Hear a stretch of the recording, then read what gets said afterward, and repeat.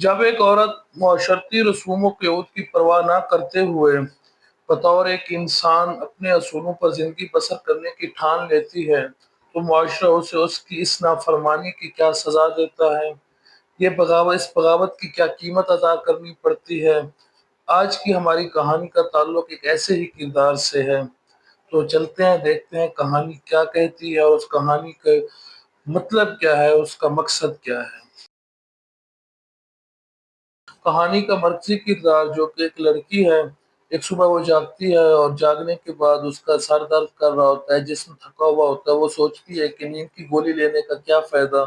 اگر نیند کی گولی کے بعد بھی وہی حالت ہو جو سونے سے پہلے تھی۔ نہ تو جسمانی تھکاوٹ دور ہوئی ہے، نہ ہی ذہنی پریشانی،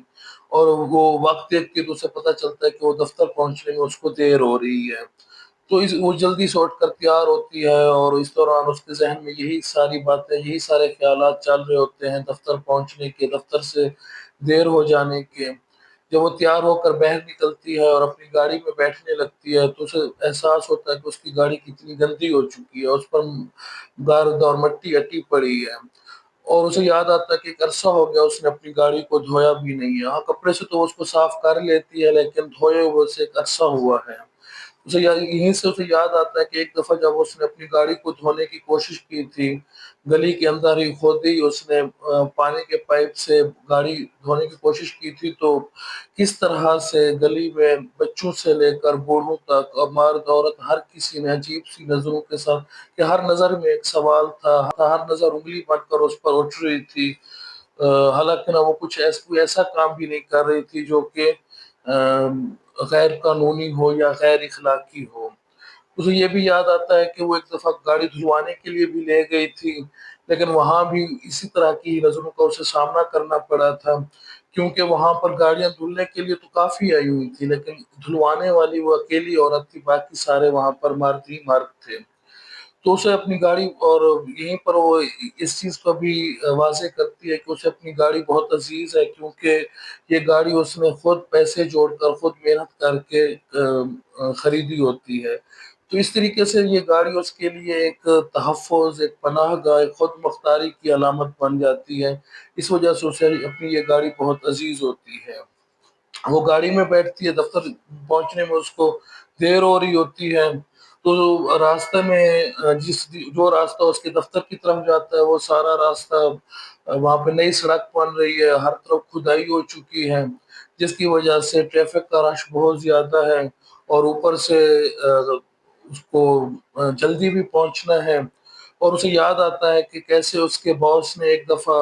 اسے کہا تھا کہ جس دن وہ دیر سے آئے، دفتر وقت پر نہ پہنچ سکے، تو وہ شام کو دفتر میں جب سب لوگ چلے جائیں اکیلے میں اس سے آ کر ملے اور اسے وجہ بتائے کہ وہ کیوں دیر سے آتی ہے یا اس کے ساتھ کون سے ایسے مسائل ہیں۔ تو اس کے بعد سے اس کی ہمیشہ یہی کوشش رہتی ہے کہ وہ کوئی ایسی غلطی نہ کرے یا ایسا کوئی موقع نہ آئے جس کی وجہ سے اس کو اپنے باس کا اکیلے میں سامنا کرنا پڑے۔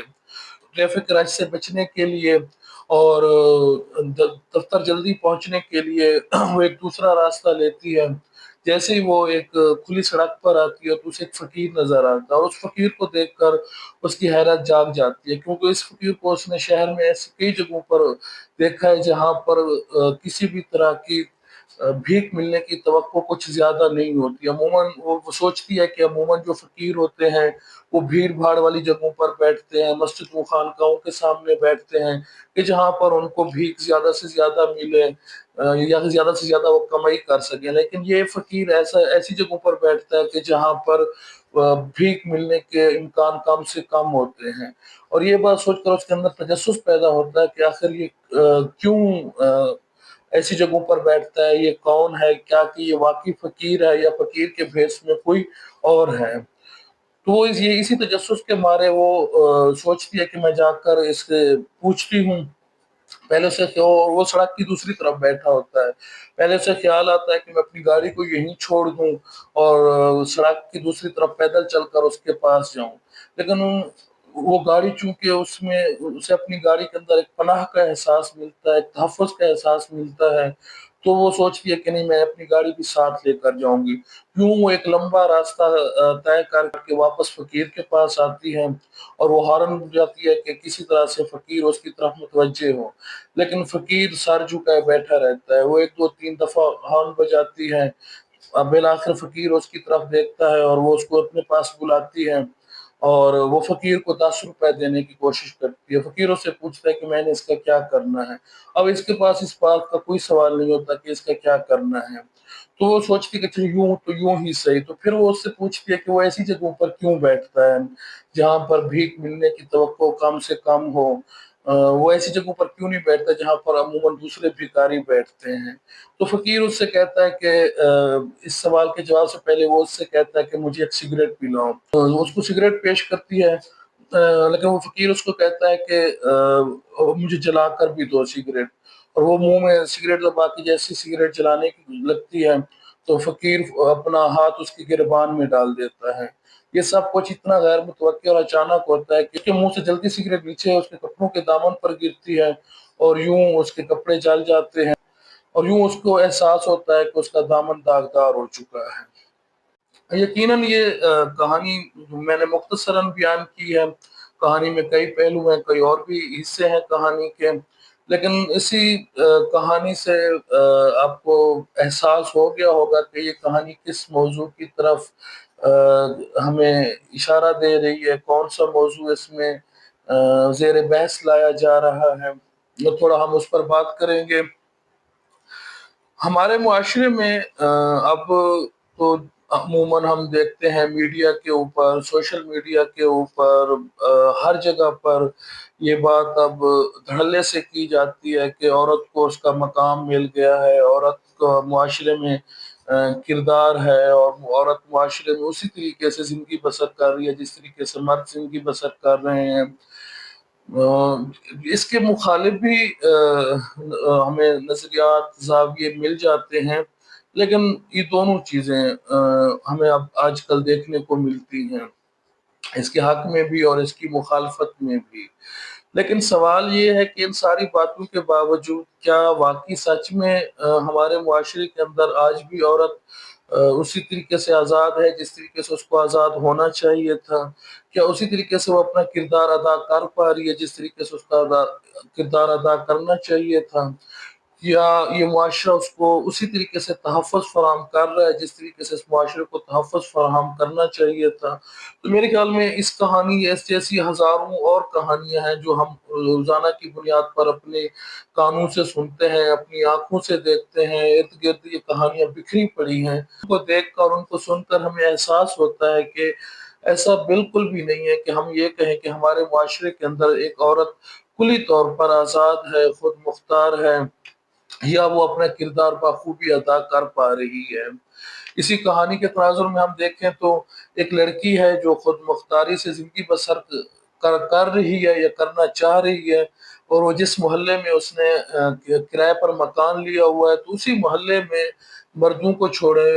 بوڑھے لوگوں کو چھوڑے، تو اس محلے کی عورتیں سب سے بڑی دشمن ہیں اس لڑکی کی۔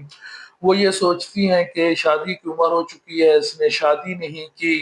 اور اکیلی رہ رہی ہے، نہ اس کے ماں باپ ہیں نہ بھائی بہن، اگر ہیں تو وہ بغیرت ہے، وہ اس کے پیچھے نہیں آتے، اس کا اتا پتہ معلوم نہیں کرتے۔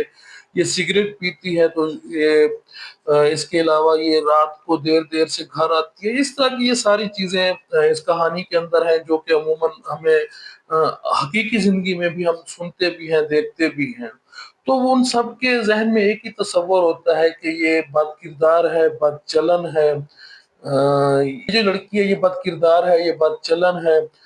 بلکہ ان کا تو یہاں تک ماننا ہوتا ہے کہ ایسی جو لڑکیاں ہوتی ہیں وہ معاشرے کے لیے ناسور ہوتی ہیں، کیونکہ نہ یہ گھر سنبھال سکتی ہیں اور نہ ہی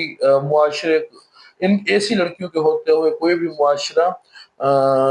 ایک سیدھی سادھی زندگی بسر کر سکتا ہے۔ حالانکہ انہی جو محلے کی عورتیں جو اس پر کیچڑ اچھالتی ہیں، انگلیاں اٹھاتی ہیں، تو مصنفہ یہاں پر ہمیں ان محلے والیوں کی بیٹیوں کے حوالے سے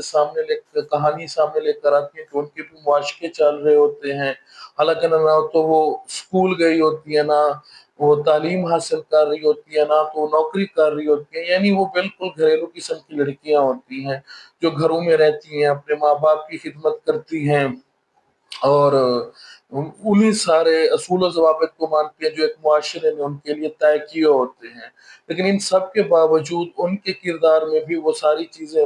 موجود ہوتی ہیں جو وہ اس کے کردار میں تلاش کرنے کی کوشش کر رہی ہوتی ہیں۔ لیکن چونکہ ان کی اپنی بیٹیاں وہ خود ایک طے شدہ اصولوں کے مطابق زندگی بسر کر رہی ہوتی ہیں، تو ان کی جو بھی برائیاں ہوتی ہیں، جو بھی ان کی بد کرداریاں ہوتی ہیں، تو کہیں نہ کہیں وہ معاشرہ ان کو ڈھانپ دیتا ہے یا ان کے لیے ایک پردہ فراہم کر دیتا ہے، کیونکہ وہ طے شدہ اصولوں کے عین مطابق ہیں۔ لیکن چونکہ وہ ایک باغی کردار ہے، وہ ایک الگ سے ہٹ کے زندگی بسر کرنا چاہتی ہے، ایک خود مختار زندگی بسر کرنا چاہتی ہے، تو اس کے لیے کوئی پردہ نہیں ہے، ہر انگلی اس کی طرف اٹھتی ہے، اس کے ہر ایک عمل کو برائی کی نگاہ سے دیکھا جاتا ہے، اس کے ہر قدم کو برائی ہی سمجھا جاتا ہے۔ تو یہ تو معمول کی کہانیاں ہیں، معمول کے ہی واقعات ہیں۔ اس افسانے میں جو ایک خاص چیز جو ہمیں پڑھنے کو ملتی ہے وہ یہ ہے کہ وہ لڑکی اس کے لیے اس کی کار ایک پناہ گاہ کے طور پر ہے، جو اس نے اس کو خود خریدا ہے، وہ اس کے اندر بیٹھتی ہے، تو معاشرے کے جتنے بھی برے اثرات ہیں، معاشرے کی بری نگاہیں ہیں، معاشرے کے برے ہاتھ ہیں، وہ ان سب سے دور اپنی کار میں خود کو محفوظ تصور کرتی ہے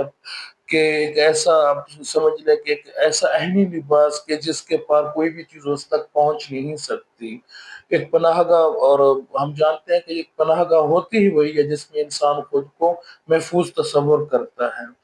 لیکن ہم آخر میں دیکھتے ہیں کہ وہ فقیر جب وہ فقیر کے لیے سگریٹ جلا رہی ہوتی ہے تو وہ کس طریقے سے اس کے گریبان میں ہاتھ ڈالتا ہے اور وہ اپنے کپڑے بھی جلا لیتی ہے۔ تو یہاں پر ہمیں یہ احساس ہوتا ہے کہ جو مصنفہ ہے وہ ہمیں اس طرف اشارہ کر رہی ہیں کہ ایک عورت ہمارے معاشرے کے اندر